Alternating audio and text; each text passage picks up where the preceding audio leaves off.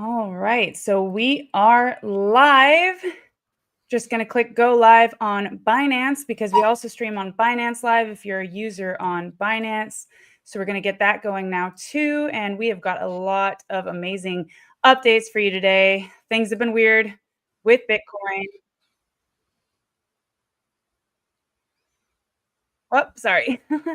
Okay, so we've got a lot of amazing updates for you guys today. I'm sorry, I'm just trying to go live on Binance at the same time. But where we left off last time was that, there was a lot of fear in the market. There still is. We were at extreme fear last month. We're at fear this month. And we're just wondering what's going to be happening next as the market turmoil settles. Trump's tariffs are, full force, but we did get that 90-day pause now and, back and forth with China. So we're going to kind of revisit what happened from last live stream, where we're at now, and what could be happening next. And I'll give you a clue. It has to do with the title. Could this be another 2017 style bull run, locked and loaded in the making? Will we get that epic run? So we're going to go over that today, as well as a Bitcoin bull versus bear scenario. And also, we're going to go over Bitcoin versus gold, total 3 large cap updates on ADA, XRP, ETH, and SOL, and show you guys some absolute bangers, some winners that we had in the Capital Mindset Trading Group. So if you do want to learn those skills, I will be adding the link to the description after this live stream is over. But basically, we just want to deliver the absolute most value possible right now at this critical point in the market, because I truly believe that it is going to surprise a lot of people and that we could potentially be climbing the wall of worry. But we're going to show you some charts to come up with our own thesis here on what could happen next based on certain parameters. So just a little bit more about the Trump tariff and the Jerome Powell Fed news. So basically, we're at a point where usually when people want to flock to quality or flight of quality, they go to gold and treasuries, and they're not going to treasuries right now. So President Trump is in a battle with Jerome Powell, the head of the Fed, to get him to lower rates, to force his hand. And sources from the Financial Times say that the Fed is actually ready to lower their rates. We will see, but inflation came in lower than expected. And from my perspective on my end and the indicators that I'm looking at, which was the last trending higher low after the hash runes fired off, just one of many, we still have not closed below that level, which is about like 74,005 on a daily. So things are looking to be okay. Now, will that hold and where we're heading next? I'm going to let Trip step in now, the lead analyst from the Capital Mindset. Guys, this is an absolute gem. He is just so good at what he does. So we're very lucky to have him on here today. And yeah, let's just kick right off with it then, Trip. What do you got for us? Hey, Megan, how are you doing today? Good. Very excited. Okay, so today we're just going to go over what we covered last week. So this is the Bitcoin 12-hour chart. We had talked about if we came back up to test this upper yellow trend line, what was going to happen next. So we got the rejection that we were kind of expecting, right? It was either a breakout or it's a pullback. So we got this pullback from this resistance, and we came down to test these lows really close to this major support level. It still didn't quite test 100% all the way down to this previous high. There's just a very tiny little bit of space, but pretty much that's telling me that there might be orders stacked up there that are just piling up on top of each other. So it might not get a full retest of that support as long as there's a bunch of buyers that are staying right at that level. So far it seems pretty on track, and now we've gotten that big bounce and we're testing that upward trend line again to see what's going to happen next. Fantastic. So from where we discussed last live, where are we now? Are we still holding up those key levels that we discussed? I mean, let's go over that just briefly here so that everybody can see. I've added the chart now. Right, yeah. So the green level here that we're watching, this was the previous support. This is the 0.618 retrace. So if you measure from the bottom down here up to the top at the highs around 109K, this is 61.8% of that move pulled back. So we're looking for this support to hold, and this is the crucial level that we need to see. I wouldn't doubt that we could come back and test this level again if we see another rejection at this upper trend line. It would just be a continuation of this falling wedge, at least in the short term. So really what we need to see is one or the other next. It's pretty much the same situation we were in the last time we did this. We did a live together. We're looking for a breakout or we're looking for a pullback. So now it's the same thing. What I'd really like to see though is beyond just breaking above this yellow trend line overhead, I want to see a break back above that 1-day 200 SMA, and it would need to hold and flip that level. That would give me a stronger confirmation bias for the bulls. Now for the bears, if we do get rejected and we come back down to test down the support again, we could potentially test the lower trend line here for the falling wedge. And if that happens, then we start getting into some scary territory, and the bears might be more in favor where the trend could continue, especially if we lose this level at the 0.618. The 0.618 here is at about 72,144. And if that level is lost, I'd be looking for the next fib support at the 0.786. And that's around 61,900. So there's definitely, about a $10,000 move to the downside if we were to see that push below this crucial support at that green horizontal support level here. Right. That's a big move too, as well. And that would kind of negate all previous or most previous bull run moves where we never went back to retest those kind of levels, and certainly not below, the previous high, right, from the previous bull run. So that would not be in character with most of the previous bull runs, correct? Yeah, that's very true. Now we've had very unique news coming out, right? Like tariff news is something we never really had to deal with in a bull run ever before. So now it's a very different thing that's happening. Bitcoin kind of I don't really think it's Bitcoin's fault, or it's traders' fault, I should say. It's not like Bitcoin has its own mind and it's doing these things on its own, but there's definitely the narrative is pushing it in one direction or the other. So that tariff event, I think it kind of skewed the charts a little bit. It made it look a little more bearish than bullish, at least for the time being. So we need to see some of these breaks above these critical levels again to remain bullish in the overall picture. Right. So then the key level here to break above is obviously the 1-day 200 SMA, but we've got incredible support there at the 618 at around 72,000. So sentiment wise, I mean, does this feel similar, or could we equate this to something like a COVID event?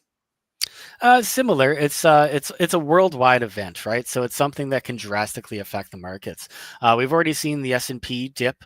Most of the stock market dipped during that tariff news.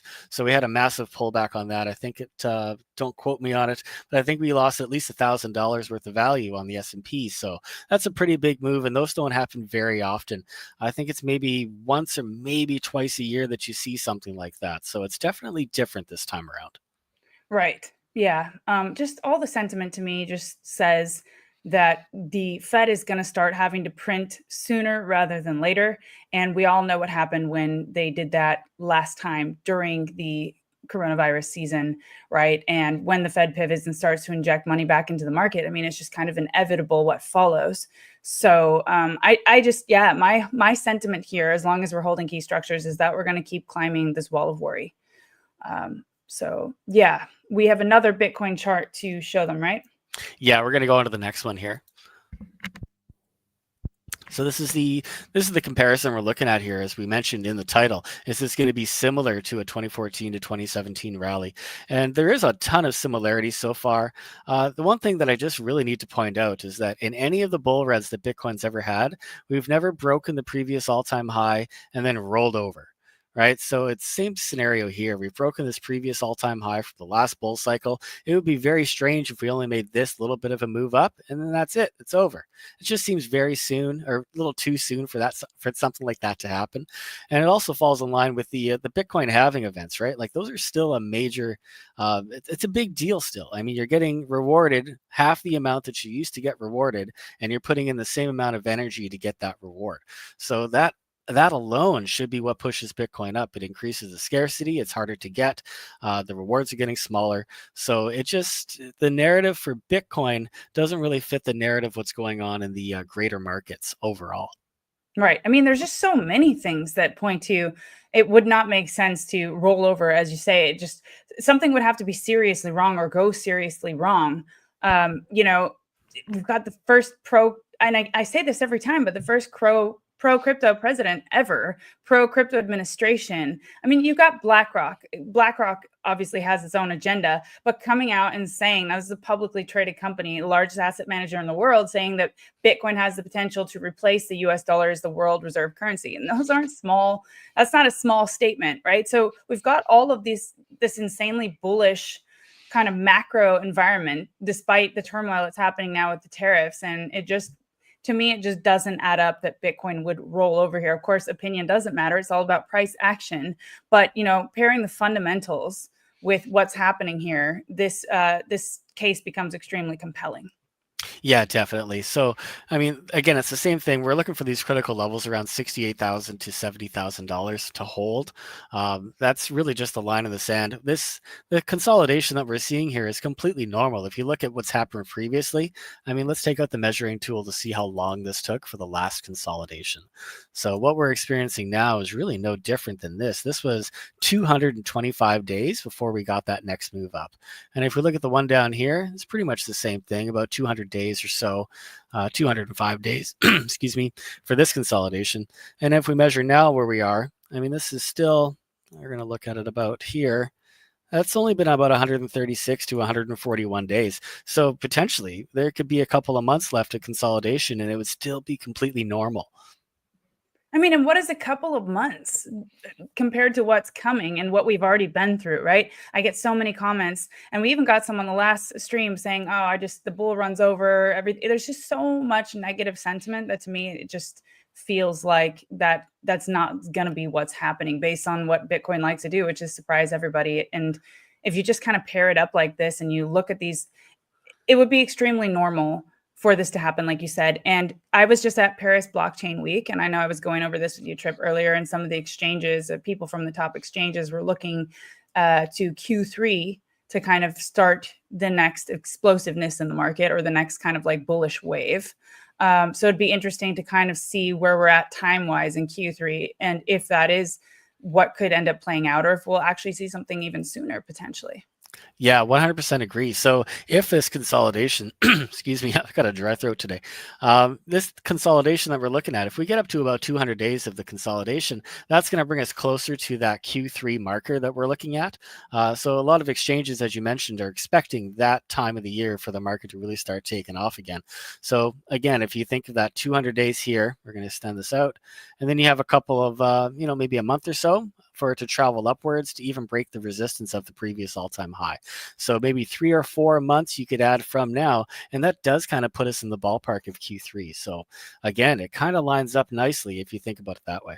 Yeah, and for everybody who's getting anxious or bored or whatever it may be, this is really nothing to wait based on what's coming. And those big explosive moves, they're a very short time period when that does happen. It's usually toward the end of the cycle. So I just keep saying that patience is key, and just let it play out, because we're headed where we're headed in the long term anyway. And in the short term, there are lots of trades to be made, and Trip is absolutely nailing him. And I'm going to do just let you guys know who Trip is, because I can talk him up, because it's not him. And he is just so amazing at what he does. And we're so lucky to have him here. And the trading group is absolutely nailing it. We're about to see the setups that actually we've nailed in the group during these difficult conditions. And now is the time to hone in on your skills and learn how to trade, and even just learn how to get in on the bottom patterns if you're a long-term investor. So the group has been absolutely crushing it. And yeah, Trip's ideas are different.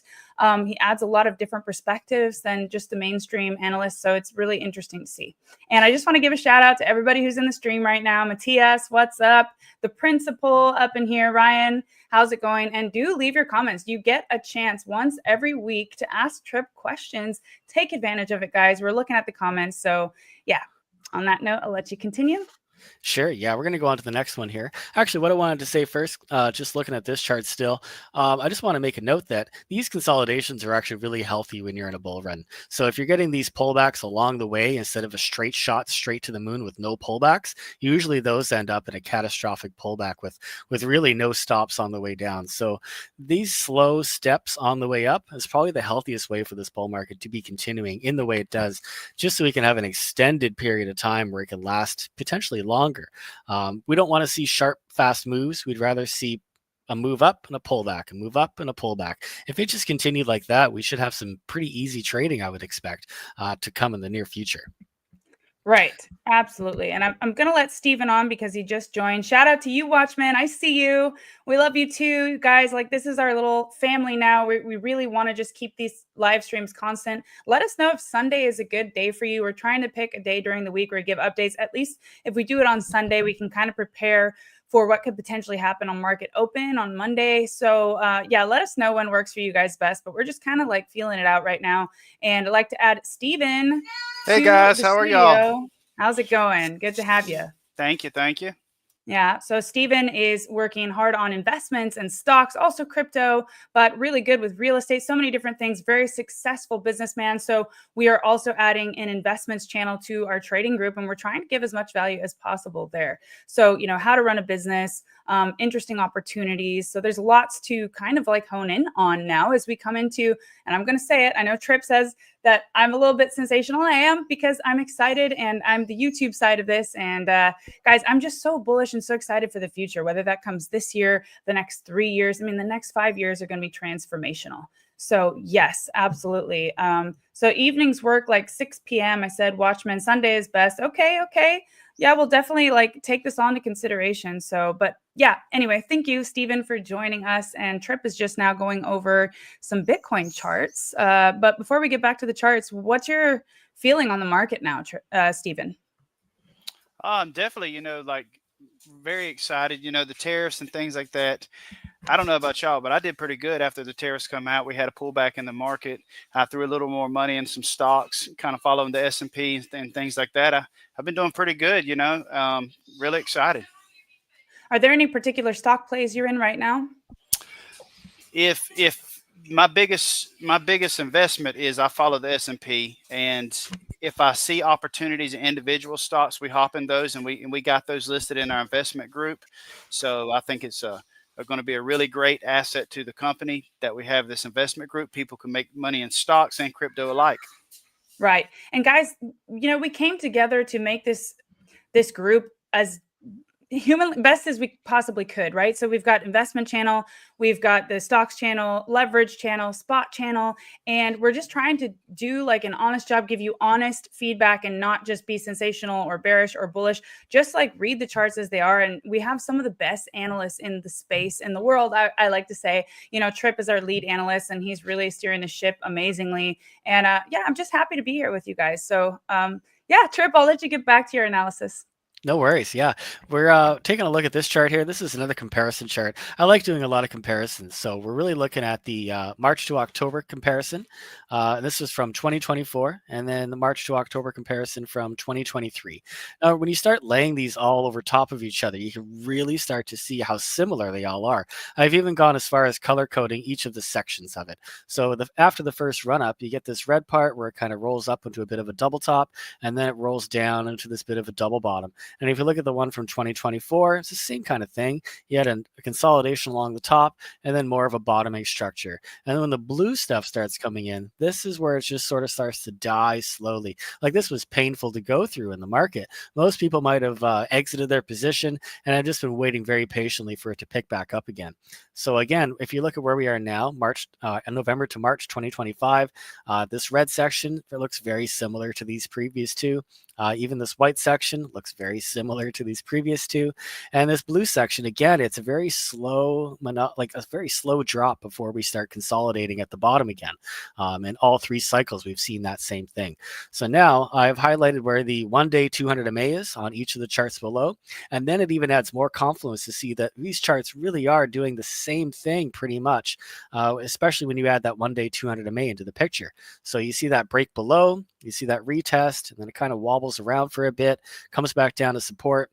And the same thing happened in 2024. You broke below the 200 MA, you came back up, and then you came back down to test support again. And then the same thing happened in 2023. You had this break below the 200 MA, you came up to test it, and then back down to support. After this green circle, this is where I've highlighted the previous last touch that we've had on the support zone. So potentially, if we're going to keep following what's been happening so far, we could be on the last bit of this consolidation before we start finally trending higher for Bitcoin. So I've also added these blue lines that are the this is an 80-day extension for time. This was 102 days for this consolidation, and it's really just starting the measurement after it's broken below that 200 MA here. So if we do the March to October 2023 one, it starts around here in August of 2023, and this was about 60 days for this consolidation. In 2024, it was 102 days for this consolidation, and the average between the two would be about 80 days. So we're really just using this as an average of these previous two cycles to give us a kind of idea of what we're looking at. So potentially we could run up until about May 2025 before we start seeing it start to climb higher from here. Now, this isn't exactly a perfect science, but it's better than what we've had. And it's really just trying to give us an idea of, are you trying to buy a breakout of a pattern? Are you trying to accumulate in this support zone? It gives you a picture of what kind of a trade are you looking for? Are you trying to buy in slowly, or are you looking to trade the breakouts? So again, I just think this is a really nice way to compare to what's happened, and it kind of takes the stress off of, where are we going right now? What's going to happen next? It could be very boring and we move sideways for a little while yet before anything serious really happens. Yeah, I think you made a good point about just kind of like taking the stress out of the equation when you really decide what is your goal. If you're accumulating Bitcoin, I mean, based on this chart, it would be a great time to average in during this consolidation. There's also trades to be made. If you want to trade, you can wait for it to break above this one day 200 MA and just kind of settle above there. And look what happened there in 2023. Also, 2024 wasn't a straight shot up, but it generally marked the time when you wanted to get in. So that being said, a couple of times we got rejected in the 2024 kind of battle here to get above. Do you think we'll have that same kind of struggle, or are you expecting it to happen a little bit sooner? This is where I wouldn't really want to put any kind of a prediction out there. It's just like, if you see something happen, then you kind of know what's coming next. But again, it's just like you have to take it slow, and we're really looking for volume to come in. So volume is going to be your number one indicator to confirm if there's actually a real change in the trend happening. And if we start drawing trend lines across the top of these bigger patterns, and when you pull this way over to here, then you start seeing that this was the actual move closer to the end. And we could do the same thing down here, probably just using this top. And the same thing, you get this trend line here coming in. Once it's broken that major trend line, it was time to go. And now we've got the same thing happening up here. I'm going to remove this to the side, and I'm going to move this one to the side. And I'll draw another trend line just to show it's the same kind of thing that we're looking at. So really, this trend line is what we want to see break, as well as the 200 MA. So they're really just trying to help you gauge the amount of time it could take.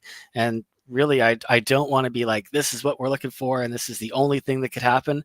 I'm definitely giving it some wiggle room to do that little dance that it's been doing previously.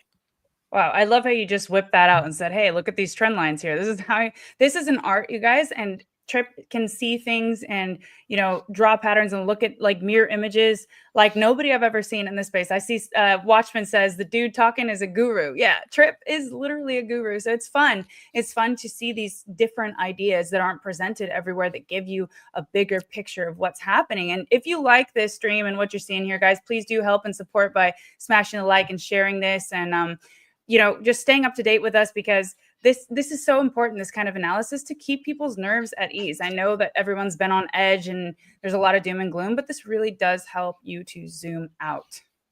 Yeah, zooming out is the most important thing. We're really only about, let's see, where was it here? About there. It's only been about 35 days out of the potential 80 that we were estimating. So, there's maybe 50 days left of this before we actually go anywhere. So again, just relax for a bit, don't be too anxious. You might have a lot of buying opportunities, especially if you're trying to scale in for the bigger move. Fantastic. The last chart, yeah, this is another Bitcoin chart that I love. It's comparison to gold. I saw this comparison, I think it was on Twitter at one point, or X, I should say, and I just love this comparison so much. I actually drew it up on my own chart, and I was like, wow, these actually do have a lot of similarities. Even the same double top over here at the beginning, gold did the same thing back in the 1970s, and if you draw this trend line straight across from one peak to the other peak. You get the same thing over here on the Bitcoin chart where you drop from one peak to the other peak. And really, it's looking like a retest, very similar to this gold chart where it retested here. And that's the explosive move that followed for gold afterwards is, it could be right around the corner for Bitcoin just the same. So if you put all the other charts together of what we're trying to follow, and then you compare it to gold on top of it, which is another store of value asset, and everyone knows Bitcoin is being called digital gold. So why not compare it even further beyond just being a store of value, right? Let's look at the charts, let's see what they look like, and see what kind of performance we can actually expect without being, I don't want to be too overly bullish, but how do you not be when you see a chart like this? Again, Bitcoin, there's a limited supply. With gold, it's more of a semi-finite supply. You can always dig up a little more gold. You can always find a little more gold. But with Bitcoin, that's it. There's 21 million. That's it. Every day, people lose Bitcoin. They send it to the wrong wallets. It gets burnt for whatever reasons. People lose their keys. I think we're almost losing as much Bitcoin as what is being produced per day just by people being, not careful with their Bitcoin holdings, like losing a password to your wallet, whatever it is. It's just, I think we're losing more than we're gaining, to be honest with you. Yeah, I just saw you unmute, Stephen. I didn't know, you're heavy into stocks and traditional finance as well. What do you think of the gold versus Bitcoin and what's about to happen? I'm 100% on page with Trip on that. As the halvings continue to take place every 4 years, I do think we will get to a pinch point to where we are having more Bitcoin lost and than we do coming in from miners and things like that. And then once we reach that pinch point, I think we'll still see bear markets, but we won't see bear markets like we have in the past. It'll continue like gold has done, continue to push and grow. Right. No, absolutely. And it is interesting about gold. Like Trip was saying, it's not really a finite supply. You can dig more up. But I just did a podcast with one of the guys from Coinbits, which is a really cool company that allows you to you round up your spare change on your credit card to just buy Bitcoin all the time. And he was saying that potentially there's a play where they could just reprice the gold in order to sell some off without it really affecting the balance sheet to buy Bitcoin. And you just can't do that with Bitcoin, right? Like there's just something that's a little bit different there in like the supply and the way it's priced, et cetera. So I thought that was interesting. It's just a side note, but this is a really cool chart because it just really does show you that if you're just so zoomed in with your blinders on and just so kind of like involved in all the noise and the ups and the downs of the everydays, you're going to miss this big picture where a lot of the money is to be made potentially. Yeah, 100%. This just follows in line with all the other crypto bull runs that we've had. We haven't seen this parabolic blow off top yet. Even the last cycle, we didn't quite get a blow off top like the one back here. It was more of a double top scenario and then a long-term consolidation before the next run. But either way, it's just this move is always what it's done, and that's directly affected by the halving. So again, the scarcity event, I think we're going to go into there's going to be a lot less Bitcoin available on exchanges to buy. And I don't think people have really felt that crunch yet, but I think it's right around the corner and it's coming. When you have people like Michael Saylor, who's buying, billions of dollars worth of Bitcoin at a time, and he's just one person buying that much. I mean, who else is buying this much at a time or even half that much? Even if there's 10 people buying a quarter of that much, it's still an outrageous amount of Bitcoin that is being taken off the exchanges. So again, it's not a problem today, but we're going to see that soon, in my opinion. Right. Yeah. And I feel like we're at the point in the market where people just, usually on a live stream or on normal YouTubes, they want to know about specific altcoins. People don't even ask anymore because they're just thinking that it's done, that it's over. And is there any hope? And I just feel like that kind of sentiment is right before, something happens that takes everybody by surprise. It reminds me a lot of the image of the miner who's like mining for the diamonds. He gets I've had this as a thumbnail for my YouTube before, but he gets almost all the way through where all the diamonds are, but it's just been so long and just nothing for so long. He just turns around and leaves the diamonds there when he's just about to strike gold or diamonds. So yeah. Yeah, I've seen this image before too. Yeah, it's like he's about an inch or two away, but he's like, ugh, I'm yeah, done. and he gives up, goes home, and don't be that guy. For you guys watching, do not be that guy. Zoom out and understand where we are, and have a strategy in place for, like we said in the last stream. I've got one profile for just trading and another for long-term investing and holding. So yeah. Right. We're going to take a look at, I'll get rid of that for a sec. This is the total 3 chart. We've been watching this for a while. So this yellow trend line that we've drawn from, it started in October of 2023. And then we had our next touch in about September 2024. And now we finally revisited that same trend line. So every time we've touched this, that started the next move to follow for total 3. So I think now the next move that we need to see is a break above this falling wedge. And it very similar to Bitcoin, we need to see that break above the 200 MA here as an absolute confirmation. But right now, this is a very good scenario from this local bounce that we've had. It's an exciting position. So if you happen to get in on this bottom support, you might be able to lazy long from here. And I've used this term before, lazy long, where you can just buy a little bit, and then once it comes down to this support, you buy a little more, and then you wait. It's hands off the wheel, and you just watch for a while.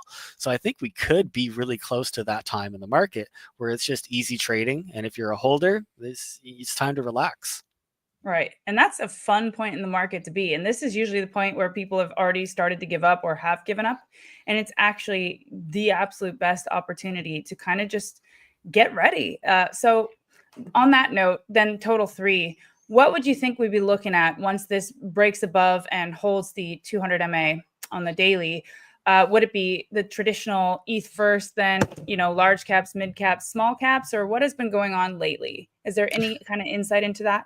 Yeah, it's been strange. So ETH normally follows Bitcoin very closely. So we kind of expected Ethereum to be trending higher, and it should have done maybe a 2 to 3x along with Bitcoin as Bitcoin made its 400% move from the bottom.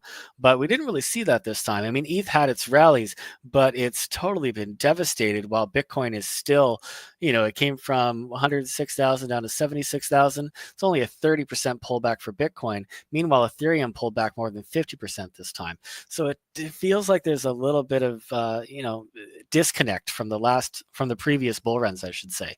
I know there's a lot of total value locked in Ethereum. A lot of apps are still building on Ethereum, so it's kind of confusing to see why it's been hit so hard. But there's also been mention of Ethereum reducing their fees on the network, so that could be a big contributing factor to why Ethereum's not performing as well as it did before.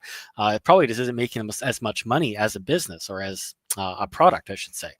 So it's a little different than before. I think Bitcoin's taken the lead definitely because it's more of a reserve asset. You don't really hear about Ethereum talked about as a reserve asset in comparison. The government's not having any bills coming out for Ethereum. It's Bitcoin's time to shine again. And I think we're so early on the Bitcoin move now that this could be a longer bull run than we expect. It might not just be that similar 4-year cycle that we've had before. So Ethereum might still have its run, but it could just be delayed, at least for now. So in comparison, there's going to be other altcoins that have been massively outperforming Ethereum. And if you're trading those, you're probably making a lot more money than if you were sitting there trying to trade Ethereum. Even for Ethereum now to go back to its all-time high, it's only about 150% move, maybe a 200% move at the most. So really, it's like if you're comparing that to other altcoins that could do a 400 to 500% move, it kind of seems like Ethereum might be a waste of time. And other people might see this too, and that could be a contributing factor as well as why Ethereum's not pumping as much as it should be. Right. I fully understand that thesis and that kind of perspective. I'm just thinking, we did discuss that it's the slow and steady one. So what will institutions want to buy? What will they want to get in? Like, I am still very bullish on Ethereum long term. We'll go over that chart here now in a minute, but it also gives yield. So I see that as being something extremely bullish for Wall Street, and it will have its day in the sun, just maybe not in the same order nor the same pace or magnitude as some of the others, although the others do carry a bit higher risk. But there's one thing is, long-term investment, like we've spoken about, and another is short-term trading, right? So Right. Yeah. So for short term, you're probably better off trading the smaller caps. Really, what we focus on in the trading group is trying to compound your gains. So if you make a 40% move on an altcoin and you take your profits, you take your money out and you sit on the side and you wait for another 40% move or another setup that has that potential. You can make a lot more money by compounding than you can by holding. But by compounding, it means you have to be actively trading and watching the charts more often. So that lazy long scenario doesn't really apply to people that are trading, but it definitely will be applied to people that are holding for longer term. So Ethereum, this is the 2-day chart, but we actually have the this has just been printed on the chart, at least on the Binance chart anyways. This 2-week 200 MA is this little yellow blip that you can see here. I'm going to try to zoom into it, but it really has just showed up over the past few candles. So this is where we're actually finding this most recent support bounce for Ethereum. So again, that's the 2-week 200 SMA, the simple moving average. And at this same level, we've got that bit of a bounce so far, but we've also got this point of control from the previous range, which is also acting as support, kind of resistance. We're looking to see if this is going to turn into a trap. So you've got a couple of support and resistance levels right in the same area. I really want to see it break above the point of control, but this bounce on the 2-week 200 MA is really a pretty solid bounce so far. And I think that's probably one of your biggest moving averages that you want to see Ethereum visit and hold. It's not often that you see a 2-week 200 SMA even come into the picture for most other altcoins. Right. Yeah, that should be a pretty strong level of support. Could ETH be in the beginning of a reversal, a slow and steady reversal at that? Well, time will tell. But yeah, that's definitely an interesting metric that you said. Yeah, it doesn't play out often for other coins. Yeah, we don't usually see the 2-week coming in. Usually it's the weekly is the line in the sand for most people. So I think once Ethereum has touched this level, we're going to have to see something serious happening here. If we break below this level, though, there's a bearish scenario for Ethereum. We could come all the way back down to test the support, and that's at about $1,000.23. We'll just round it down to $1,000. So that's also a psychological support level. It wouldn't surprise me if we get a bearish retest of the point of control and another push lower for ETH, especially if Bitcoin dominance keeps climbing, if Bitcoin was to break out of the pattern that we were talking about earlier. So again, Bitcoin could steal the show for a little bit, Ethereum could sell off for a little bit, and then later on in the season, we'll get that bounce from Ethereum where it's more of a serious bounce because that's a critical support level that we'd be testing. Right. Yeah. And it wouldn't surprise me if it did do that and kind of like everybody gave up on it and then it started its pump. I mean, that's kind of been how Ethereum's been moving these days. Yeah, definitely. And these sharp moves are usually responded by another big bounce. So even back here, you get a sharp drop and you get a pretty good rally back to the upside. Same thing happened here. You had a pretty serious drop and then a really good rally back to the upside. So I think there is definitely a rally similar in size to something like this that we've seen before. It could be right around the corner. It might happen unexpectedly. But again, I don't think it's going to bounce straight up to the moon from there. It might have to do a little bit of consolidation after the next bounce when it happens. Right. The next one we were going to look at, we'll start with XRP, I guess, next.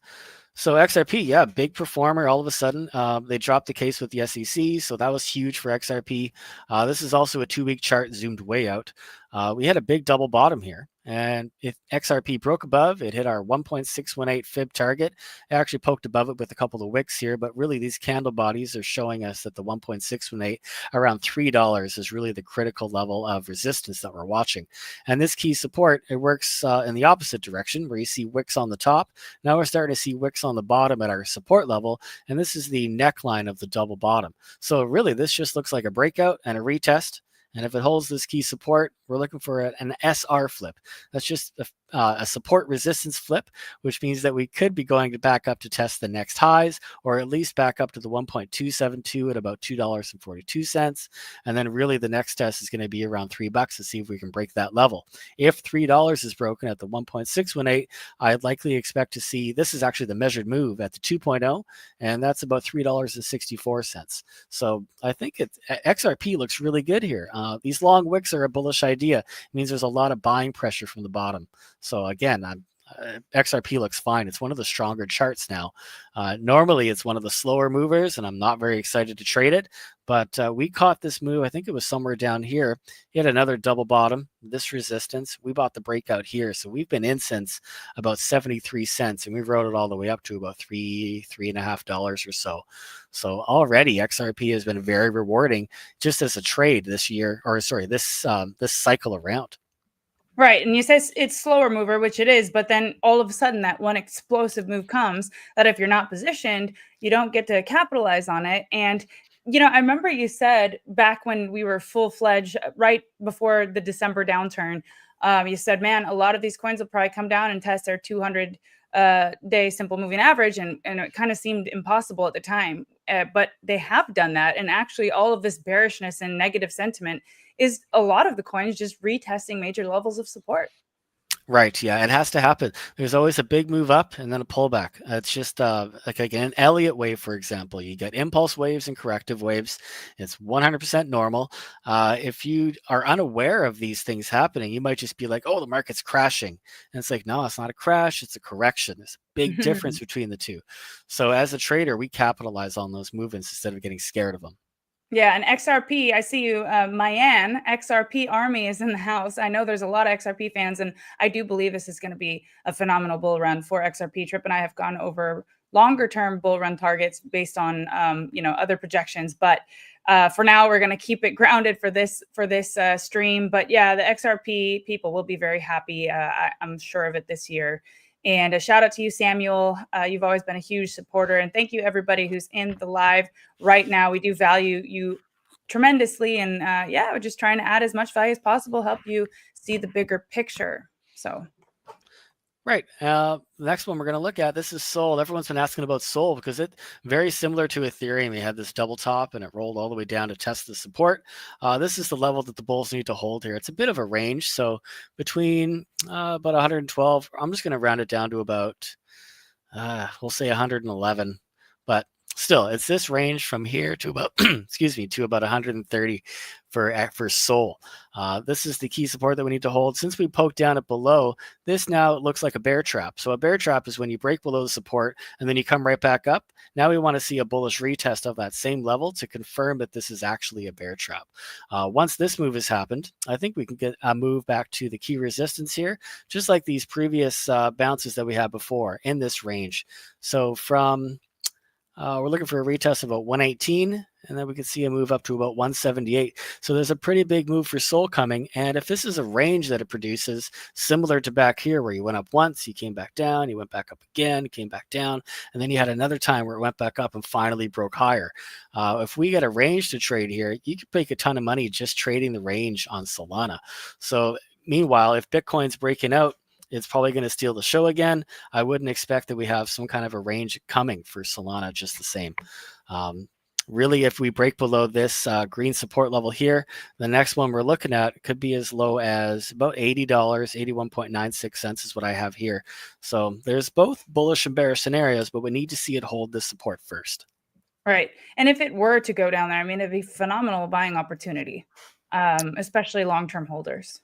Yeah, definitely. And we'd be looking for higher time frame bullish divergences too. So we've had a strong move up here, and then this pullback down to the support means that this would be a lower low than these previous lows. And that's where you want to focus on, like a 1 week or a 2 week bullish divergence. So far, this already looks pretty good and confirmed as a bear trap so far. But really, we're going to keep an eye on Sol before we just jump right into it from here. Right. Okay, the last one we have here, this is ADA. So everyone's looking at ADA. This is the USDT chart. We did the ADA BTC pair in our last videos, and people were asking, well, what does that price mean in dollar value? And it's really hard to compare what the ADA versus BTC chart will equate to in dollars worth. If Bitcoin's going up at the same time as ADA, it's going to look like a flat line on the BTC pair chart. If Bitcoin's going up 5% and ADA's going up 10%, it'll look like ADA's in an uptrend against Bitcoin. But if they're both climbing at the same time, really it's hard to estimate what that dollar value means, especially when you're looking at the BTC pair only. So right now we've got the similar scenario to these previous cycles back here. You had a death cross, and that moved ADA into a sideways range for a little while until we saw the next golden cross. I actually didn't label that one here. I'm going to do that now, just so you can see it visually. I'll clone this one too. Okay, so really it's just about golden crosses and death crosses for ADA. So the golden cross back here sent it up a pretty decent move. I think that was about from 31 cents up to about 78 cents. So a 100% move the first time. And then now we've got this death cross coming down, and the second golden cross, we went from about 38 cents up to $1.31. So another huge move for ADA after this golden cross. Now we're seeing this next death cross come in. And if it's anything like this previous scenario, we could see ADA move sideways for a little while for a little consolidation. So this local support at the 0.786 fib is the level that we're looking to hold now. This is where I'd be looking for a range to start accumulating. So again, just like Solana, we don't want to jump into it right now. I would rather wait to see if it's going to come back down and test the support and build more structure before we start entering into this trade. Right. And the support level is around 55 cents. Yeah, the support level at the 786, yeah, 53 cents ish. And then Okay. if this level is lost, then we're looking for the next support. And this is where most of the consolidation happened previously. So that's, again, within a range between about 33 to 37 cents for ADA. Right. Yeah, I mean, ADA, I see some Feezy here, all in on ADA. That's one of my biggest long-term holdings, some of my biggest bags. I do believe in ADA. And, Cardano and Ripple XRP have been two of the most talked about ecosystems and coins as far as, the current administration, the president, what's going to happen there. So there's a lot of hype around this ecosystem in general. Yeah, I agree. Ada's it's always the quiet one, right? So it does a lot of building in the background, doesn't have a ton of news. And then all of a sudden there's a big upgrade that's announced and then it explodes. So we're really just waiting for the next fundamental catalyst for Ada to start moving again. So right Right. now there's not a lot of talk about it. We know that it's building, but nothing major enough to happen that I would consider a big enough news event for it to explode from here. Yeah, that's true. I will say though, I did just see Charles Hoskinson at the Paris Blockchain Week, and there's a lot of big plans. He's starting to speak at all the biggest conferences, which he didn't really do previously. Cardano's starting to sponsor, so they are starting to up the marketing effort a bit, which will play off well when we start to pick up, I believe. So yeah, we've had some good conversations with him, and yeah, if they're able to bring the DeFi layer to Bitcoin, like they've been talking about, I mean, that just alone in itself is massive, apart from all the other things that they're working on. So there could be some catalysts. Yeah, it's interesting. Most of the other altcoins out there are trying to be EVM compatible, right? The Ethereum virtual machine. They're all trying to work with Ethereum. ADA seems to be going the other way and saying, well, we want to work with Bitcoin. So it's different in that aspect, right? It's a different tone altogether. Right. Absolutely. The last one, yeah, we're just going to look at some of the recent wins that we've had in the group, some of the setups. So this was usual USDT on the 4-hour chart. You had a falling wedge here and it broke above and then it came back down for a retest. So it retested the pattern and it's also on the support level in the green box. So after this move, we got a 76% move out of usual so far. This is a live chart, so this is where it is now. We're looking for a retest of this level, and potentially if we get this retest, we could see another push higher up to the next resistance around 20 cents for usual.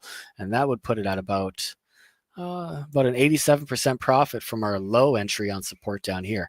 So again, it's hard to find these setups that are doing so well when the rest of the market just seems to be rolling over. There's nothing exciting happening, but we're still catching some of these big moves on these lesser known altcoins. Yeah, absolutely. I mean, it's been phenomenal to be consistently nailing winners in the top 10 or top 15 and these market conditions, but you have been able to do it because you really have a talent and an eye for it, and the things that you look at are different from most traders, and I really value that. We see Crypto Joe here in the audience. Awesome stuff as always. Was a member of the group for 4 years. Thanks for making me a pro trader. And, it's just that kind of stuff that I think inspires us to keep pushing. And I know Trip is there each and every day, all day, updating the group, doing everything he can to make sure people are aware of what's happening and get the best setup. So very cool. Yeah, this is another one that we had, UX link. So there wasn't really much of a pattern here, but we did have another test of this support. So we were looking for a support entry here, and the stop loss was a 9% risk. So you're risking losing 9.32% in order to gain this potential upside. So you risk 9%, you're looking for an 81% move to this resistance. And this was the result of the setup here. So far, we're at about a 66% move from that support. It's pulled back quite a bit now. So we're going to see what kind of structure it makes. If it retests the 4-hour 200 MA, this might be another entry to catch another leg higher. But as for now, I don't want to see it lose this level. So for now, it's a bit on the back burner. But if we caught this move, then you're definitely loving those 66% profits so far. Oh, yeah. That's phenomenal.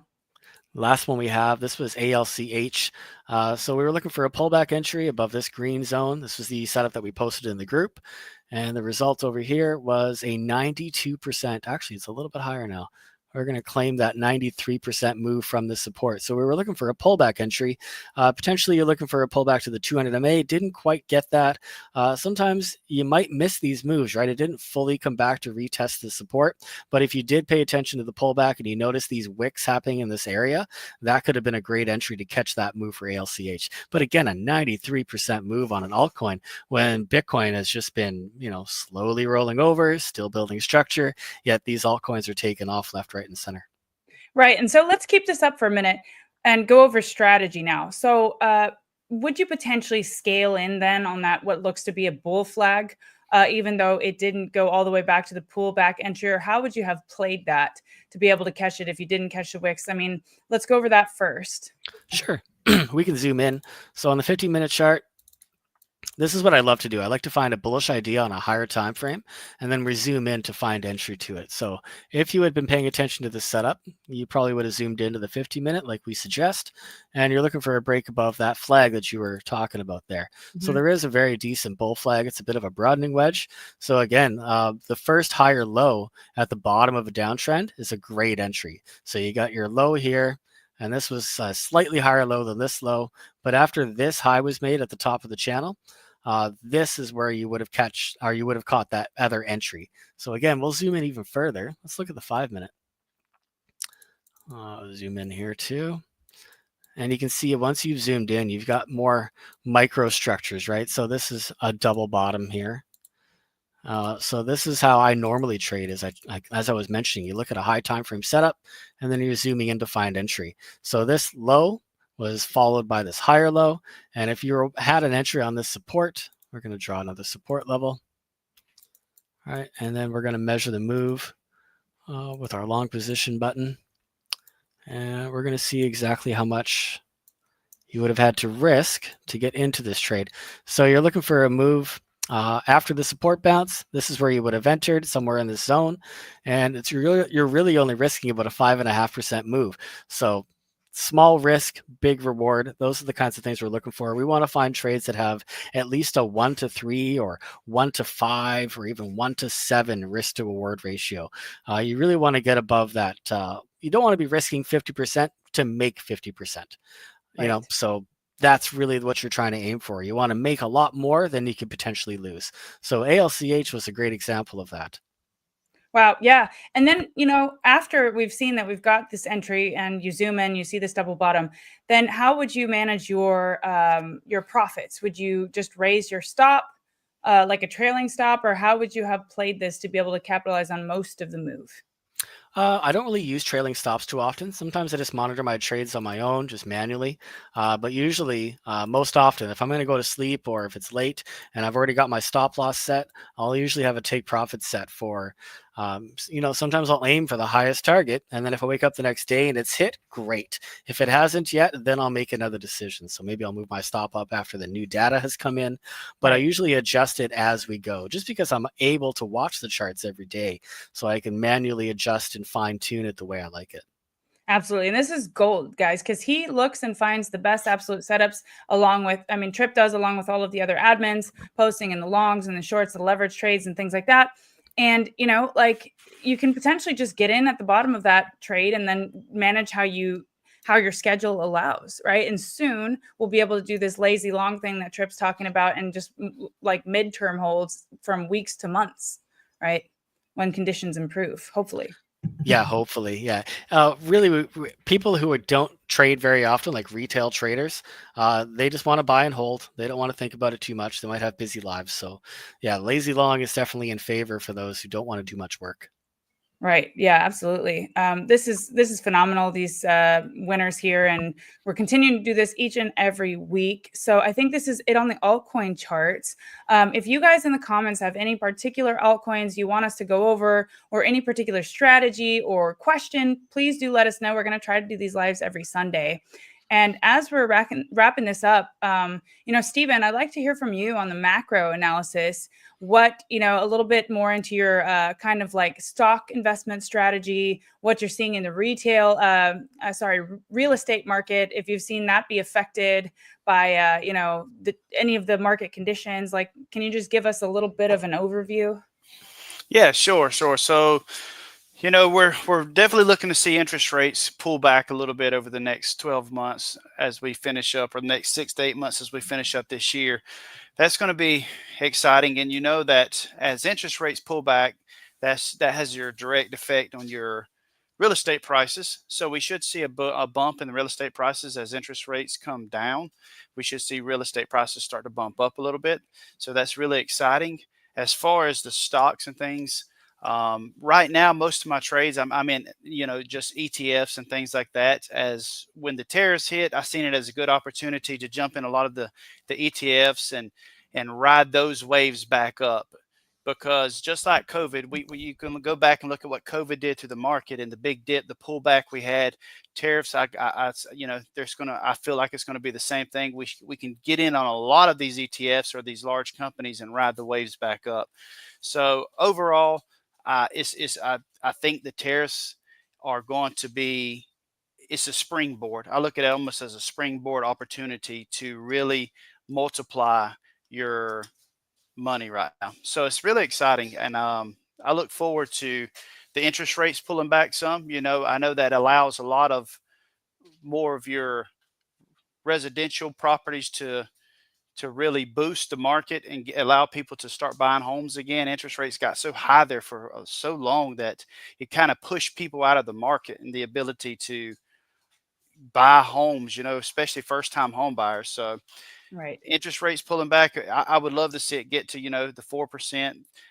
Heck, what was it in 2018, 17? We got to 3.5, 3.8%. That was really exciting. So maybe we can get back to that. Absolutely. Yeah. I think, yeah, all signs are pointing to Fed will lower rate soon, hopefully sooner rather than later if Trump has anything to do with it and the pressure he's putting on. I mean, I even read that he was trying to get Jerome Powell fired. Right. So we'll see how that pans out. I know that, he's not cooperating with what Trump wants. And it's just, I just see the tariffs as a negotiation tool, although there is some tension with China there. So that's kind of the only open loose end that I see. But otherwise, I think it's just a negotiation tactic that in the long run will actually do well for the economy. I agree. And I just seen news just about an hour ago where China was wanting to come to the table and have a conversation. So I think that will be a push in the market this coming week. So really good opportunity coming. Right, absolutely. And I just see a Watchman. I see you pointed out ICE Open Network. If you can give us the ticker symbols for some of the coins you want us to go over in future live streams, we can definitely do that more toward the end because we definitely want to help you guys and give you as much value as possible. So yeah, we'll be doing that next stream, and we are going to try to come here every single Sunday if we can make that work, if it's good for everybody. And Trip, do you have any closing remarks? No, not really. Not at the time. I just want to see what Bitcoin's going to do next year. I don't want to get too ahead of myself and say this is what we're going to see next. I just want to see this falling wedge break higher first, and really that's about it. I think the bulls have a little bit of work to do, but in the meantime, since we're still on this falling wedge, I do expect that we could have some more downside coming. So it wouldn't surprise me if it happens. But if we do get a higher low, here's the other idea, just like we were talking about on, I think it was the ALCH chart, right? So over here on Bitcoin, same thing. You had this low and then a lower low. And if we get rejected here and make a higher low, that's where we could be looking for the next move to start. Usually you see a bottom, or when you're looking at a bottom, usually you see a higher low before the next move continues from there. Absolutely. I mean, you're painting the picture right here for us on what could potentially happen. If that happens, then this scenario. It's not predictions. Trading's not a crystal ball. So this is really just an incredible blueprint to what to do if this happens, right? So we'll be looking out for that 200-day simple moving average, and we'll be revisiting all these charts in the next live stream next Sunday to see where we're at. And yeah, it's been phenomenal jumping on with you guys this fine Sunday evening, morning, afternoon for some. I'm here in Spain, so it's night for me. But yeah, it's been a pleasure. Thank you guys so much, Stephen and Trip, for joining us today. No worries. Thank you, Megan. Yeah, thanks. Thank you. We'll see you guys next time. Take care.